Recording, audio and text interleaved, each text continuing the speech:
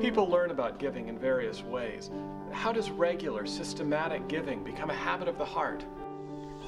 Well, when I worked on the farm and my dad gave me a farm check, he made sure that I put a certain amount into the church offering. And from his example of writing the checks every month, I learned from that.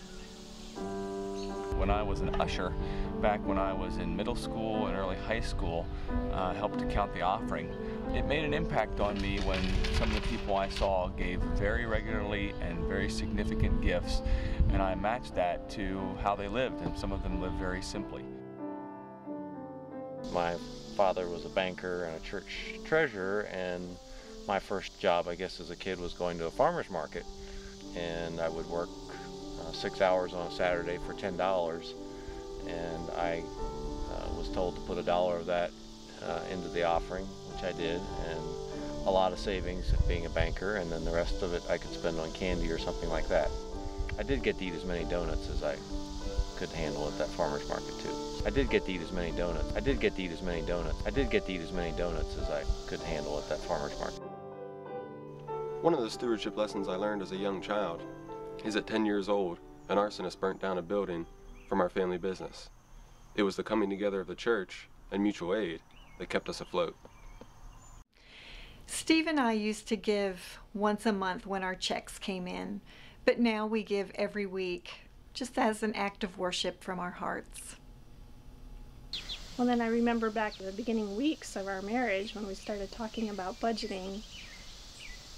And I thought maybe we could just back off on that percentage a little bit so that we could start saving for a house, but you were very adamant that we had to give our 10%. Even though we had college loans to pay and save for a house, you wanted to give 10%.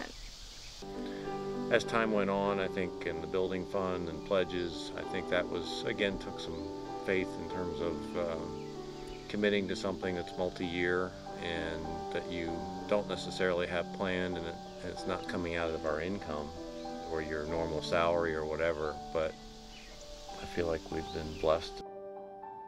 I appreciate that because I do think that being faithful, being consistent, we're blessed by that.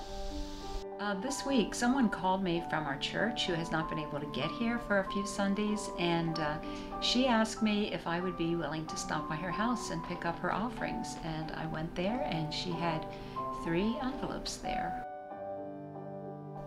One thing people sometimes find hard to do is to remember to tithe each week. One method we've used is electronic giving. That allows us to give systematically from our home and not worry about remembering our checkbook each week. What did you say stewardship was? Money management. Money management. Okay. Can it be about time too? Yes. As you give, think about the ways your values of stewardship are modeled for the next generation.